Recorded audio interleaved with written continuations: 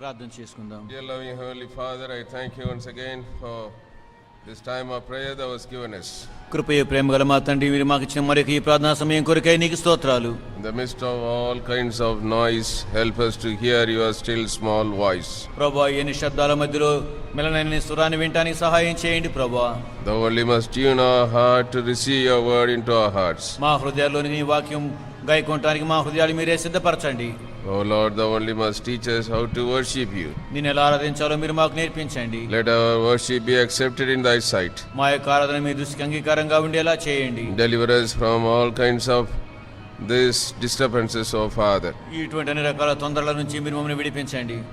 O Father, let the meditation of your word be accepted in thy sight. నీ వాక్య ధ్యానం నీ దృష్టికి అంగీకారంగా ఉండేలా చేయము. Speak to us, O Lord. మాతో మాట్లాడండి. Guide us and help us. మమ్మల్ని నడిపించండి, సహాయం చేయండి. Let this worship be bring glory. Let this worship bring glory to your name. ఈ యొక్క ఆరాధన మీ యొక్క నామానికి మహిమ తీసుకుని రావడానికి సహాయం In చేయండి. Jesus' holy name I pray. యేసు ప్రభు పరిశుద్ధ నామములో ప్రార్థిస్తూ ఉన్నాను. Amen. Amen. Let us turn to the scripture portion that we read this morning. ఈ ఉదయకాలము చదివిన వాక్య భాగాన్ని చూద్దాము. John's Gospel, 16th chapter. యోహాను సువార్త 16వ అధ్యాయము. John's Gospel, 16th chapter. యోహాను సువార్త 16వ అధ్యాయము, Verse 8. 8వ వచనము.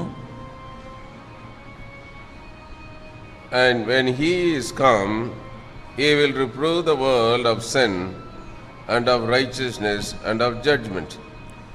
ఆయన వచ్చి పాపమును గూర్చియు నీతిని గూర్చియు తీర్పును గూర్చియు లోకమును ఒప్పుకొన చేయును. When Jesus came and died and rose again, యేసుక్రీస్తు ప్రభువు వచ్చి చనిపోయి తిరిగి లేచిన తరువాత he said, I will send a comforter.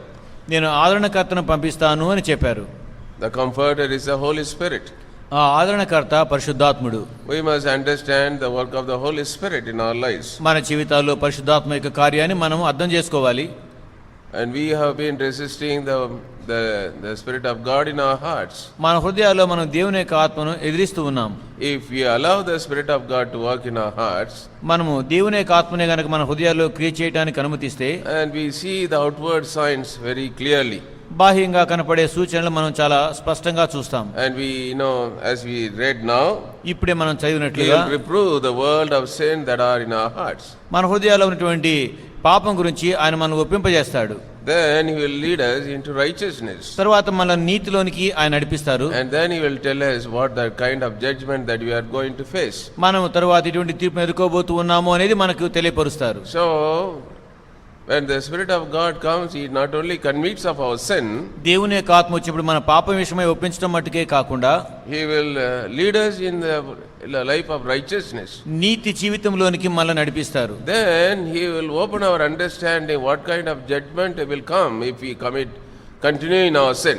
మనమే కాక మన పాపంలో కొనసాగినట్లయితే మనం ఎటువంటి తీర్పు ఎదుర్కొంటాము అనేది కూడా మనకు తెలియపరుస్తాడు. So, it's not because of the judgment that we turn to God, ఏదో తీర్పు వస్తుందని మనం దేవుడితో తిరగటం కాదు, కానీ He will first work in our hearts that things which are not of God.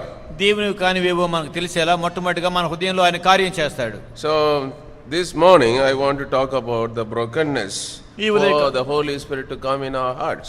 ఈ ఉదయకాలం పరిశుద్ధాత్ముడు మనలోనికి రావడానికి కావాల్సినటువంటి విరుగుదల గురించి నేను మాట్లాడాలని కోరుతూ ఉన్నాను. One man of God says, ఒక దైవజనుడు అంటూ ఉన్నారు, God took 6 days to create the whole universe. విశ్వమంతటిని సృజించడానికి దేవుడికి 6 దినాలు తీసుకున్నారు. కానీ it may take 6 years or 60 years for God to break the heart of a man. ఒక వ్యక్తి యొక్క హృదయాన్ని విరగొడటానికి దేవునికి 6 సంవత్సరాలు గాని 60 సంవత్సరాలు గాని పట్టవచ్చు అని అన్నారు. Yes, it all depends upon how we yield ourselves to God. ఇదంతా మనము దేవునికి ఎలా లొంగుతామో అనే దాని మీద ఆధారపడి ఉంటుంది. Till such time, అప్పటి వరకు we will become a religious people. మనం మత సంబంధమైన వ్యక్తులుగా ఉంటాం. We have no connection with the Holy Spirit. మనకు పరిశుద్ధాత్మతో సంబంధమే లేదు.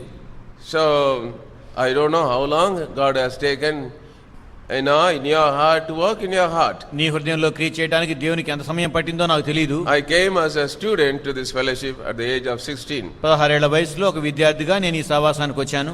And they told me about the conversion. వారు నాకు మారు మనసు గురించి చెప్పారు. They asked me 2 questions. నన్ను 2 ప్రశ్నలు అడిగారు. Whether you are converted. మీరు మారు మనసు పొందారా అని. I said yes.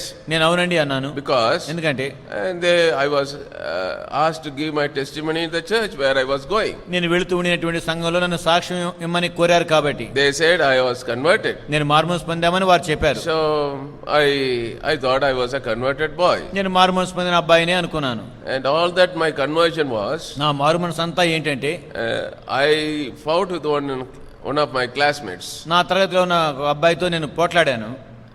I did not have a talking terms with him. ఆయనతో మాట్లాడకుండా ఉండినాను. My headmaster was a Christian. మా హెడ్ మాస్టర్ గారు క్రైస్తవుడు. He came to know that I am not talking terms with that boy. ఆ అబ్బాయితో నేను మాట్లాడతలేదు అనే సంగతి ఆయనకి తెలిసిపోయింది. So he asked me, go and ask pardon from that boy. వెళ్ళి ఆ అబ్బాయి దగ్గర క్షమాపణ అడుగు అని చెప్పి నాకు చెప్పారు. I said okay. సరే అన్నాను. Then after some time, కొంతకాలానికి he asked me whether you reconcile with that boy. నువ్వు ఆయనతో సమాధాన పడ్డావా అని అడిగాడు. I said yes. అవునండి అన్నా. I told a lie. అబద్ధం ఆడాను. I did not go to that boy and humble myself. ఆ అబ్బాయి దగ్గరికి వెళ్ళి నన్ను నేను తగ్గించుకోలేదు.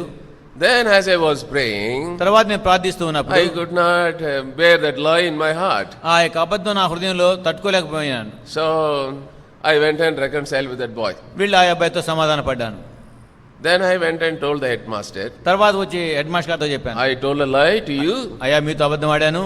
When you asked me whether you reconcile with that boy, I told you a lie. మీరు ఆ అబ్బాయితో సమాధాన పడ్డారా అని అడిగినప్పుడు నేను మీతో అబద్ధం ఆడానండి. But now I reconcile with that boy. ఇప్పుడు ఆ అబ్బాయితో నేను సమాధాన పడ్డానండి. Oh, my headmaster was very happy. మా హెడ్ మాస్టర్ గారు చాలా సంతోషించాడు. And he said, అన్నారు, now you got converted. ఇప్పుడు నువ్వు మారు మనసు పొందేశావు అన్నారు.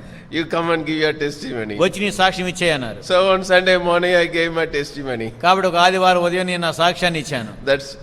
That was my testimony, my dear people. That was my conversion. అదే నా మారు మనసు, అదే నా సాక్ష్యం అప్పుడు. So I thought I was converted. సరే నేను మారు మనసు పొందేశాను అనుకున్నాను.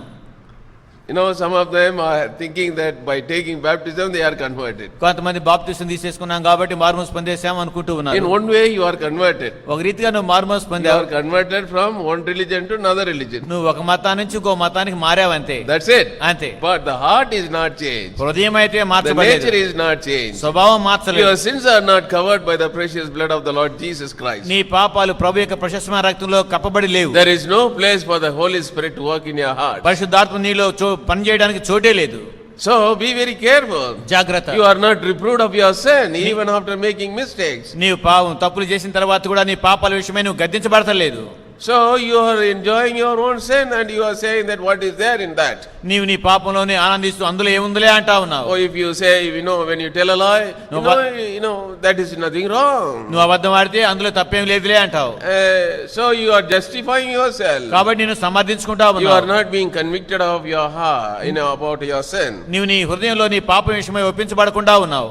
So that is a kind of religion many have practiced these days. ఈ దినాల్లో అనేక మంది అనుసరిస్తూ వస్తున్న భక్తి అలాంటిదే. But when we allow the Spirit of God to work in our hearts, దేవుని యొక్క ఆత్మ మన హృదయాల్లో క్రియ చేయడానికి మనం అనుమతించినప్పుడు, then you are troubled in your heart. అప్పుడు నీ హృదయంలో కలవరపడిపోతావు. Yes, and God will work in your heart. దేవుడు నీ హృదయంలో క్రియ చేస్తాడు. Yes, there was I am going to talk about one man who went there to teach Bible.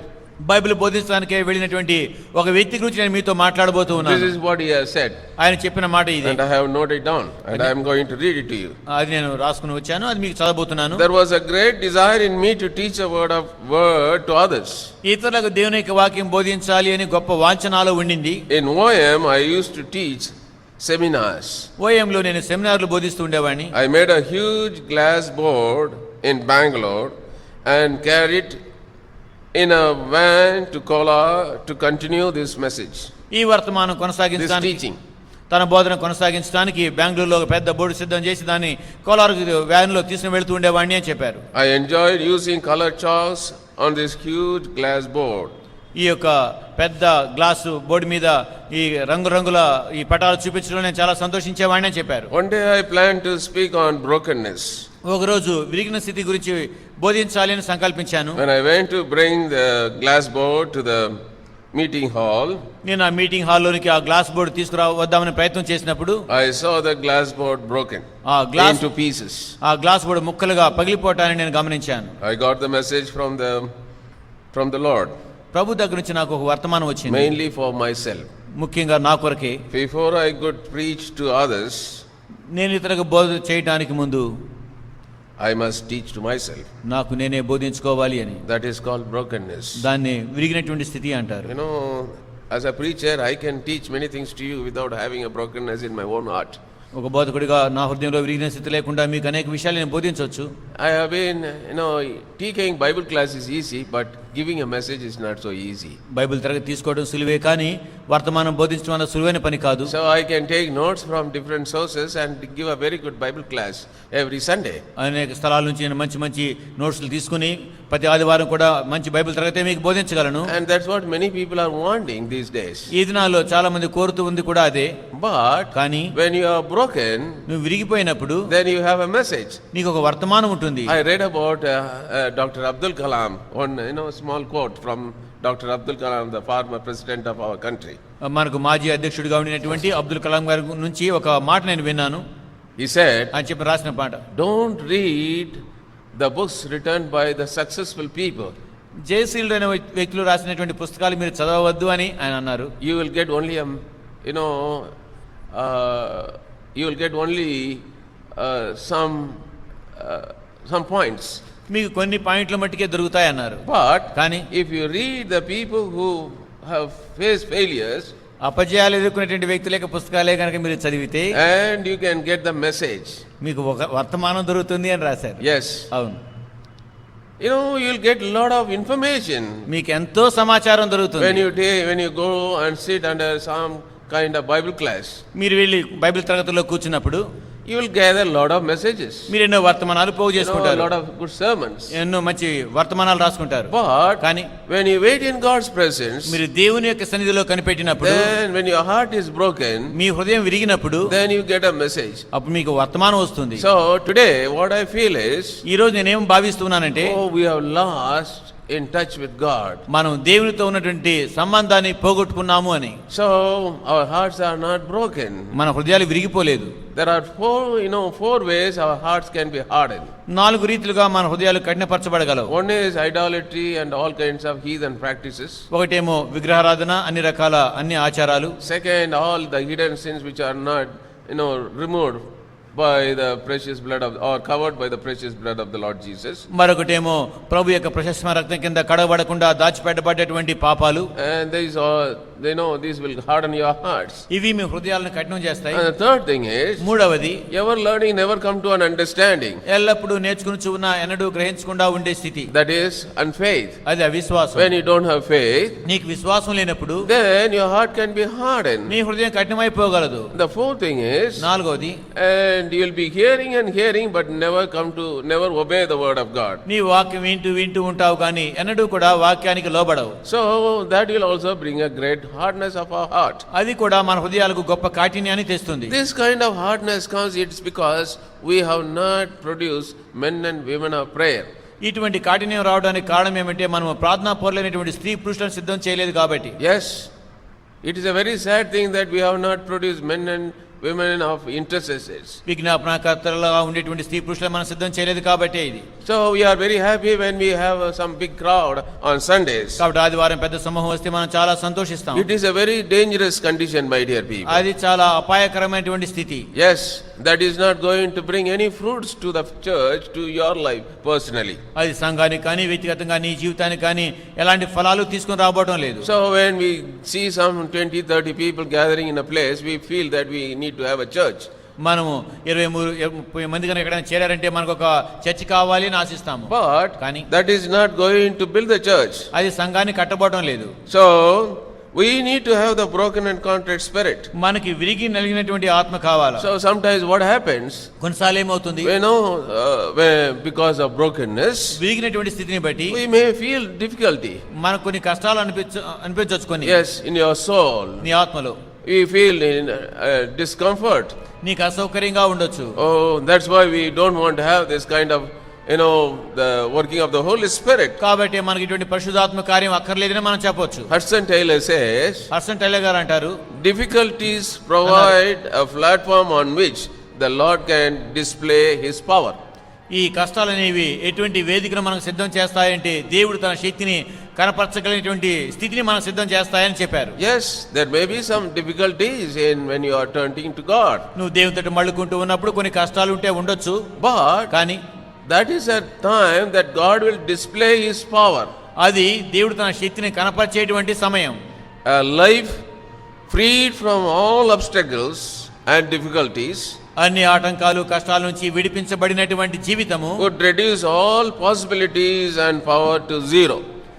అన్ని సాధ్యాలకు అలాగే అన్ని జయాలకు ఉన్నటువంటి అవకాశాన్ని, శక్తికున్న అవకాశాన్ని సున్నాగా చేస్తుంది. Yes, we seek religion which we bring a kind of comfort in our hearts. మన హృదయాల్లో సౌఖ్యాన్ని తీసుకుని వచ్చేటువంటి భక్తిని మనం వెతుకుతూ ఉన్నాం. We don't want the Holy Spirit to disturb our mind. పరిశుద్ధాత్ముడు మన మనసును కలవరపెడుతూ మనకి ఇష్టం లేదు. After my true conversion, నేను నిజంగా మారుమనసు పొందిన తర్వాత I started giving my testimony in my college hostel. College హాస్టల్లో నేను నా సాక్ష్యాన్ని ఇవ్వడం ప్రారంభించాను. God was urging in my heart that I must testify at least one person every day. కనీసం రోజుకు ఒక్కరికైనా సాక్ష్యం ఇవ్వాలని దేవుడు నా హృదయంలో ఎంతో ప్రేరేపిస్తా ఉన్నాడు. So I have to pray so much to give a testimony to one boy. ఒక అబ్బాయికి సాక్ష్యం ఇవ్వడానికి నేను ఎంతో ప్రార్థన చేయాల్సి వచ్చింది. Before you become a preacher, నీ ఒక బోధకుడిగా కావడానికి ముందు you need to be a testifier. నీవు సాక్ష్యం ఇచ్చేవానిగా కావాలి. Yes.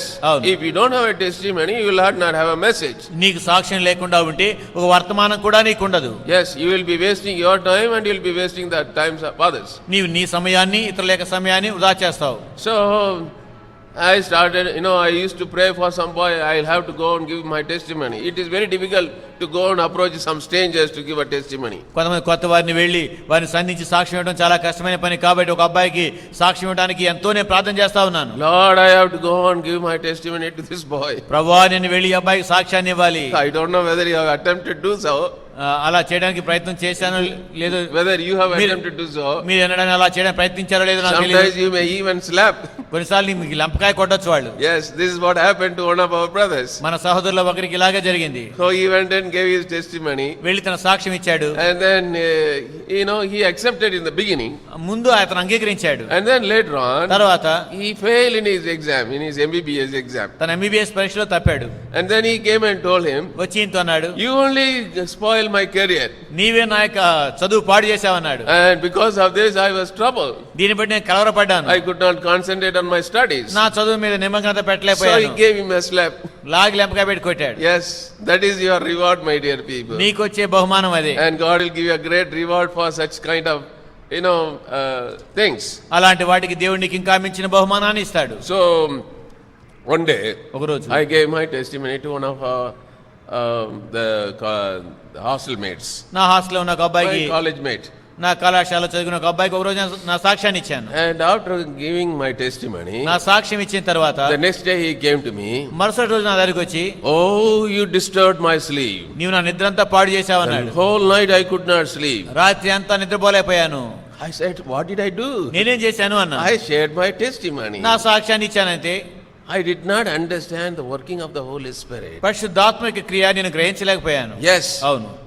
When you give your testimony truly to someone, నీవు నిజంగా నీ సాక్ష్యాన్ని ఎవరికైనా ఇచ్చినప్పుడు then it reproof of his sin అది అతని పాపం విషయమై అతను and గద్దిస్తుంది. righteousness నీతి విషయమై and judgment. తీర్పు విషయమై. So people cannot tolerate in their hearts. ప్రజలు వారి హృదయంలో దాన్ని సహించలేరు. So I was so infant in God's kingdom. దేవుని విషయాలు నేను ఎంత చిన్నవాడిని అంటే, I was a baby in God's kingdom. దేవుని యొక్క రాజ్యంలో అప్పుడు నేను శిశువుగా ఉండినాను. But I did not understand the ways of God at that time. అప్పుడు దేవుని యొక్క మార్గాలు నేను గ్రహించలేదు. Later on I understood. తర్వాత నేను గ్రహించాను. It was a working of the Holy Spirit. అది పరిశుద్ధాత్మ యొక్క కార్యము అని గ్రహించాను. Some people very anxious to give the testimony, but the Holy Spirit will not work through the lives of others.